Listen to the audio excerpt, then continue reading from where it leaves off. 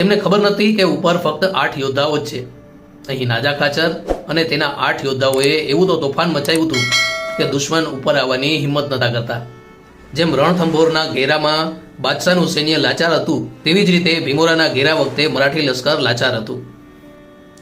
સાદુર નામનો સિંહ ફક્ત 8 જ મહિના જીવે છે, શિયાળો અને ઉનાળો.